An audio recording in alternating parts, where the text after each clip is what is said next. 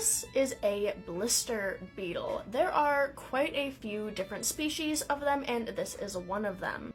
Blister beetles are found pretty much worldwide on every continent except for Antarctica, and one of the unifying factors of a blister beetle is the incredibly painful blisters that they produce as a defense mechanism.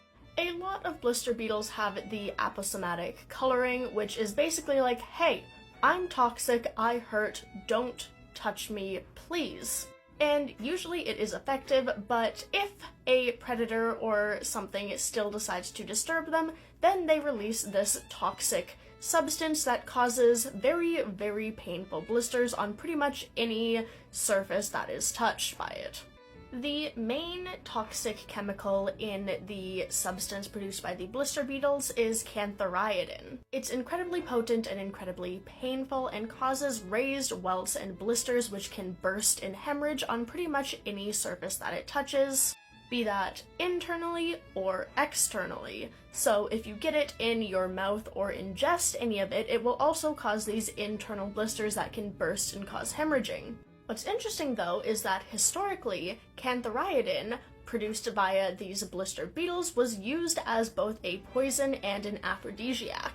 Most of the cantharidin was produced by this beetle, the Spanish fly, which is a type of blister beetle that's found in Eurasia.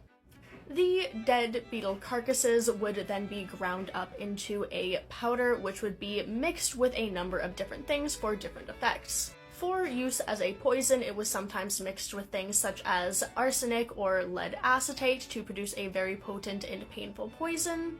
Or as an aphrodisiac, a small amount of it was mixed with things like wine in order to produce the necessary effects of an aphrodisiac. Apparently, it was quite effective for both uses. I will not say the effects of it as an aphrodisiac, or else this video might get taken down, but as a poison, it caused, again, that internal blistering and hemorrhaging and caused a lot of internal bleeding. The most immediate and noticeable effects was a very strong burning sensation, followed by the actual blistering of the skin and other surfaces. Even after very, very, very brief contact with one of these surfaces, and then later at higher doses would cause things like multiple organ failure, as well as bloody vomit and diarrhea and general hemorrhaging, which was not good. It's no longer approved for use as an aphrodisiac and was never really approved as a poison, but now it still does have some modern uses as a wart remover.